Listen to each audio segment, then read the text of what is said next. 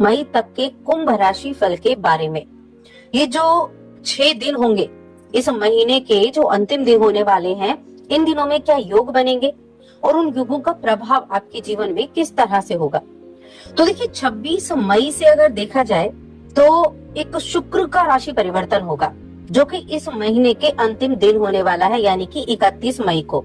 31 मई को शुक्र देव मेष राशि में प्रवेश करेंगे। अभी तक वो अपनी राशि उच्च राशि में विराजमान थे। अब इसके ऊपर मैं पहले भी वीडियो बना चुकी हूँ कि शुक्र के राशि परिवर्तन का आपके जीवन में क्या प्रभाव होगा। आप हमारे चैनल पर जाकर देख सकते हैं, क्योंकि काफी खास ये गोचर होने वाला है। और यहाँ जो बाकी ग्रहों की स्थिति रहेगी तो वो रहेगी, देखिए सूर्य और बुध ये दोनों वृषभ राशि में विराजमान है। बुधादित्य योग बना रहे हैं। मंगल कर्क राशि में है, राहु कुंभ राशि में, केतु सिंह राशि में और गुरु बृहस्पति मिथुन राशि में आपके पंचम भाव में, और आपकी राशि के स्वामी द्वितीय भाव यानी मीन राशि में विराजमान है। तो ये तो है हमारी ग्रहों की स्थिति। इसके अलावा एक और बड़ा अच्छा योग इस सप्ताह में बनेगा कि जो चंद्रमा है ना, चंद्रमा की युति सूर्य और बुध के साथ होगी। तो पहली चीज तो ये त्रिग्रही योग बन जाएगा वृषभ राशि में सूर्य चंद्र और बुध की युति से। और दूसरा, इन दोनों के साथ होने से चंद्रमा और सूर्य शशि आदित्य योग भी बनेगा, और बुधादित्य योग तो पहले से ही बना हुआ है। तो ये इस तरह के योगों का निर्माण यहाँ हो रहा है। और देखिए 27 मई को भी एक बहुत ही अच्छा दिन होने वाला है, जो कि है अमावस्या तिथि। ज्येष्ठ मास चल रहा है, और ज्येष्ठ मास की जो अमावस्या तिथि होती है बेहद खास होती है, पुण्य फल देने वाली मानी जाती है। इस दिन कुछ भी कार्य आप करते हैं, जो भी आप दान पुण्य या पूजा पाठ करते हैं, उसका कई गुना आशीर्वाद आपको प्राप्त होता है। तो इस दिन के बारे में भी हम चर्चा करेंगे। तो ये हो गई है हमारी ग्रहों की स्थिति। अब हम बात करते हैं राशिफल के बारे में। उसके बाद हम अमावस्या के दिन आप क्या कर सकते हैं इसके बारे में जानेंगे। तो देखिए अगर कुंभ राशि के जातकों की मैं यहाँ बात करूं तो इस समय अवधि में अगर आपको कुछ हेल्थ संबंधी प्रॉब्लम चल रही थी, कोई डाइजेशन संबंधी प्रॉब्लम है, आपको एसिडिटी हो गई, इस तरह की चीजें हैं, तो आपको इस सप्ताह में उनसे राहत जरूर देखने को मिलेगी।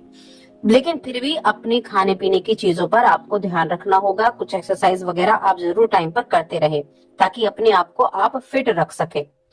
छोटी मोटी जो ऐसी हेल्थ संबंधी प्रॉब्लम है, छोटी मोटी, तो ये आपको परेशान कर सकती हैं, तो थोड़ा सा ध्यान रखें। लेकिन ऐसा नहीं है कि आपको हेल्थ प्रॉब्लम हो रही है तो आपके अंदर एनर्जी नहीं होगी। एनर्जी भी आपके अंदर होगी, और इस एनर्जी से आप बड़े अच्छे काम भी कर पाएंगे।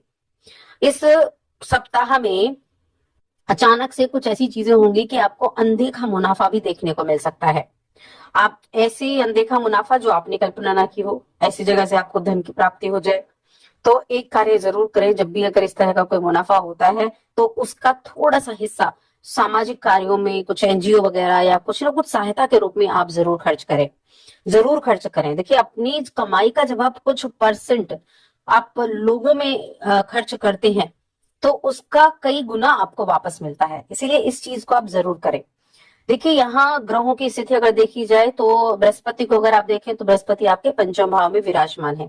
पंचम भाव में बृहस्पति के कारण आपको सफलता तो मिलेगी, अपनी इच्छाओं की प्राप्ति करने के लिए आप मेहनत भी करेंगे, और आपका जो ऑफिस का टाइम है, आप बहुत टाइम पर अपने घर पहुंचने के प्रयास भी करेंगे, यानी कि घर जल्दी जाने का भी प्रयास करेंगे, और ये अच्छी चीज है। इसमें आपको सफलता भी मिलेगी, यानी जो आप सोचेंगे उसको आप कर भी पाएंगे।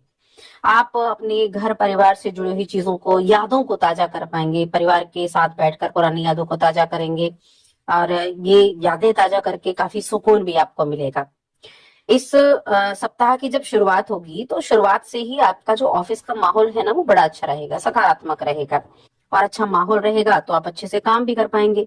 आपके जो साथ काम करने वाले लोग हैं उनके साथ भी आपकी बॉन्डिंग अच्छी रहेगी, उनका भी सहयोग प्राप्त हो जाएगा जब भी आपको सहयोग की आवश्यकता होगी। कुछ अपने पेंडिंग कामों को पूरा कर सकेंगे, महत्वपूर्ण कार्यों को पूरा कर सकेंगे, और जब आप उन काम से फ्री हो जाएंगे तो आप समय पर घर भी पहुंचेंगे, तो अपने परिवार के साथ भी अच्छा वक्त आप बिता पाएंगे। इस समय आपके इस सप्ताह में हो सकता है कि आप अपने बच्चे के लिए कुछ करना चाहते हैं, उनकी शिक्षा के लिए कुछ करना चाह रहे हो, तो उनको आप सही दिशा दिखाते हुए दिखाई देंगे कि इस चीज का महत्व समझाना कि जो पढ़ाई है, जो एजुकेशन है, वो कितनी इंपॉर्टेंट है। तो ये इन चीजों की इंपॉर्टेंस भी आप अपने बच्चों को सिखाते हुए दिखाई देंगे। अब देखिए यहाँ धन की प्राप्ति तो आपको होगी, अपने कुछ प्रियजनों से भी आपकी मुलाकात होगी, और कहीं ना कहीं नौकरी में प्रगति की संभावना भी बन रही है। कुछ नई चीजें सीखने का अवसर मिलेगा, नया कौशल सीखने का अवसर।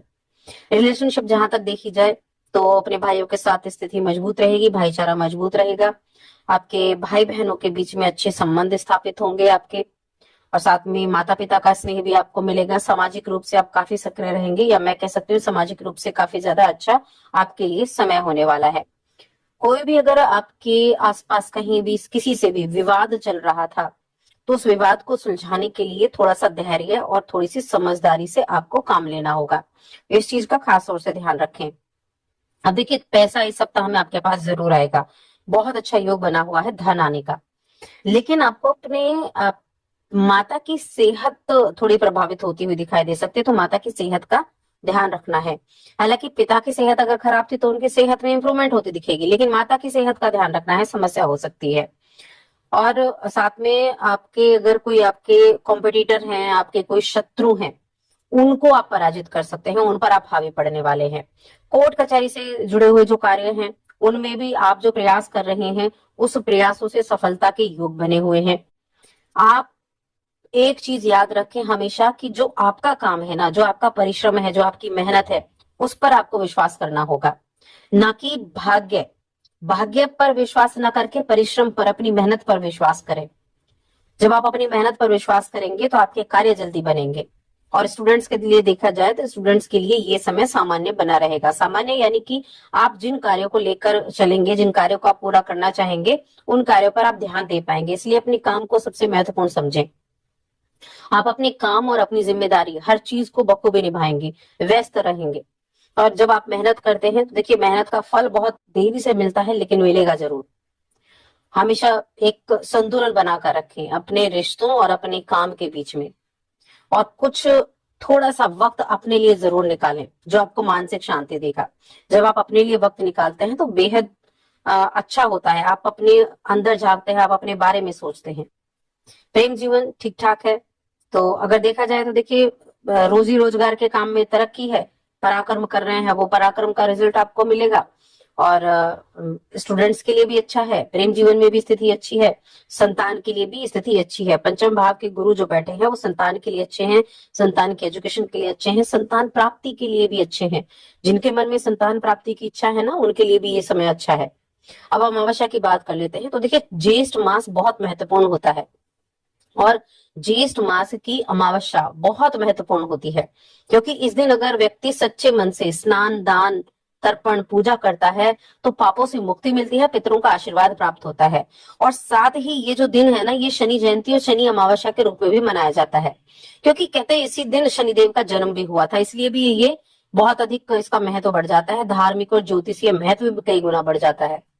अब ये है कब? तो देखिए अगर आप कंफ्यूज है कि 26 को है या 27 को है, तो 26 की दोपहर में शुरू होगी और 27 की रात तक रहेगी। तो इसलिए उदय तिथि के अनुसार हमेशा त्योहार मनाए जाते हैं।